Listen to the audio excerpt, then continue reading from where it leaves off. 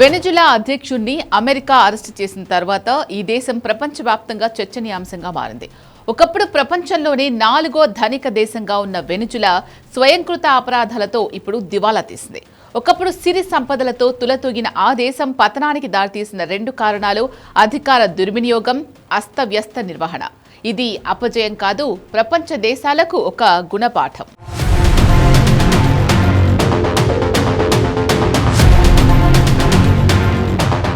ప్రపంచంలోనే అత్యంత భారీ చమురు నిల్వలు ఉన్న దేశం వెనిజులా.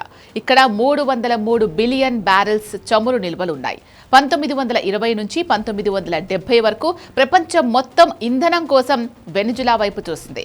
రెండో ప్రపంచ యుద్ధం తర్వాత అభివృద్ధి చెందుతున్న దేశాలకు చమురు ఎగుమతి చేసి వెనిజులా విపరీతంగా సంపాదించింది.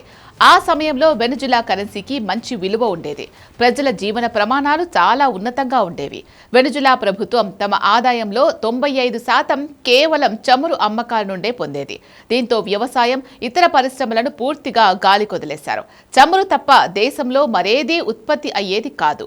సూది నుండి విమానం వరకు అన్నీ దిగుమతి చేసుకోవాల్సిందే. 2014లో అంతర్జాతీయ మార్కెట్లో ముడి చమురు ధరలు భారీగా పడిపోయాయి. దీంతో వెనిజులా ఆదాయం ఒక్కసారిగా కుప్పకూలింది. 1999లో అధికారంలోకి వచ్చిన హ్యూగో చావెజ్ పేదలకు సహాయం చేయడానికి అనేక ఉచిత పథకాలు తెచ్చారు. కానీ లాభాల్లో ఉన్న ప్రైవేట్ ఆయిల్ కంపెనీలను జాతీయం చేశారు. ప్రభుత్వ నిర్వహణలో దక్షత లోపించింది. వెనిజులా ప్రభుత్వ చమురు సంస్థ అయిన PDVSA నుంచి సమర్థులైన అధికారులను తొలగించి వారి స్థానంలో రాజకీయ నాయకులు తమకు కావలసిన వారిని నియమించుకున్నారు. దీనివల్ల చమురు ఉత్పత్తిలో కొత్త సాంకేతికతను అభివృద్ధి చేయలేకపోయారు. అలాగే చదువుకున్న మేధావులు దేశం విడిచి వెళ్లిపోవడం మొదలుపెట్టారు. దీంతో ఉత్పత్తి తగ్గిపోయింది. ఫలితంగా దేశ ఆర్థిక పరిస్థితి కూడా మారిపోయింది.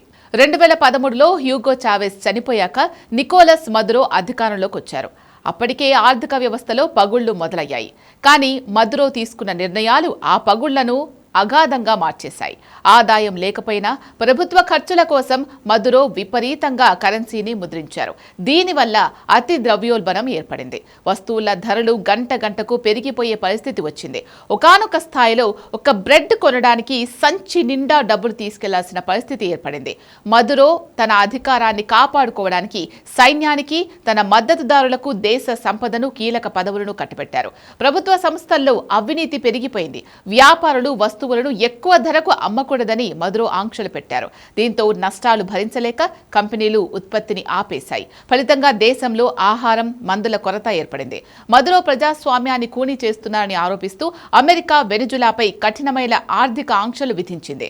మదురో మొండి వైఖరి వల్ల ఈ ఆంక్షలు దేశాన్ని మరింత కృంగదీశాయి. మొత్తం వెనిజులా పతనానికి 2 మూల కారణాలు. ఒకటి, కేవలం ఆయిల్ మీద ఆధారపడి ఇతర రంగాలు అభివృద్ధి చేయకపోవడం. 2, మదురో అసమర్థ నియంతృత్వ పాలన. ఈ 2 కలిసి ఒకప్పటి స్వర్గాన్ని ఇప్పుడు నరకంగా మార్చేశాయి.